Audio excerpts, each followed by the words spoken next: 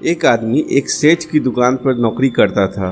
वह बेहद ईमानदारी और लगन से अपना काम करता था।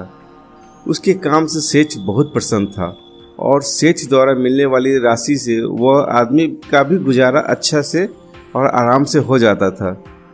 ऐसे ही दिन गुजर रहे थे। एक दिन वह आदमी बिना बताए काम पर नहीं आया। उसके न आने से सेठ का काम रुक गया।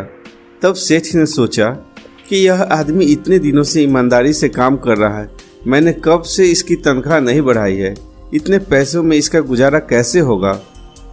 सेठ ने सोचा कि अगर इस आदमी की तनख्वाह बढ़ा दी जाए तो यह और मेहनत और लगन से काम करेगा।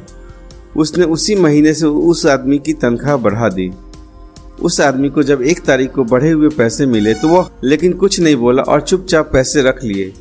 धीरे धीरे बात आई और गई हो गई। कुछ महीनों बाद वह आदमी फिर कुछ दिन गैर हाजिर हो गया। यह देखकर सेठ को बहुत गुस्सा आया। उसने सोचा कि कैसा आदमी है, मैंने इसकी तनख्वाह बढ़ाई पर इसने न तो धन्यवाद दिया और न ही अपने काम की जिम्मेदारी समझी। इसकी तनख्वाह बढ़ाने का कोई फ़ायदा नहीं है, यह नहीं सुधरेगा। और उसी दिन सेठ ने बढ़ी हुई तनख्वाह वापस करने का फैसला कर लिया। अगली 1 तारीख को उस आदमी को फिर से वही पुरानी तनख्वाह दी गई। लेकिन हैरानी यह कि इस बार भी वह आदमी चुप रहा। उसने सेठ से जरा भी शिकायत नहीं की। यह देखकर सेठ से रहा ना गया और वह पूछ बैठा, अरे अजीब आदमी हो भाई, जब मैंने तुम्हारे गैर हाजिर होने के बाद पहले तुम्हारी तनख्वाह बढ़ा दी तब भी तुम कुछ नहीं बोले, और आज जब मैंने तुम्हारी तनख्वाह गैर हाजिरी पर कम कर दी तो फिर भी तुम खामोश हो, इसकी क्या वजह है। उस आदमी ने जवाब दिया, जब मैं पहली बार गैर हाजिर हुआ था तो मेरे घर एक बच्चा पैदा हुआ था।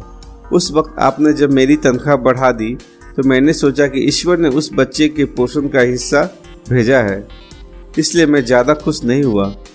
जिस दिन मैं दोबारा गैर हाजिर हुआ उस दिन मेरी माता जी का निधन हो गया। आपने उसके बाद मेरी तनख्वाह कम कर दी तो मैंने यह मान लिया कि मेरी माँ अपने हिस्से का अपने साथ ले गई, फिर मैं तनख्वाह की खातिर क्यों परेशान हूँ। यह सुनकर सेठ गदगद हो गया। उसने उस आदमी को गले से लगा लिया और अपने व्यवहार के लिए क्षमा मांगी। उसके बाद उसने न सिर्फ उस आदमी की तनख्वाह पहले जैसे कर दी बल्कि उसका सम्मान भी करने लगा।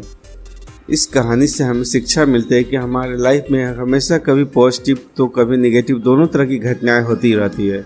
एक सुंदर सा कहावत याद आता है, सदैव प्रसन्न रहिए, जो प्राप्त है पर्याप्त है, जिसका मन मस्त है उसके पास समस्त है।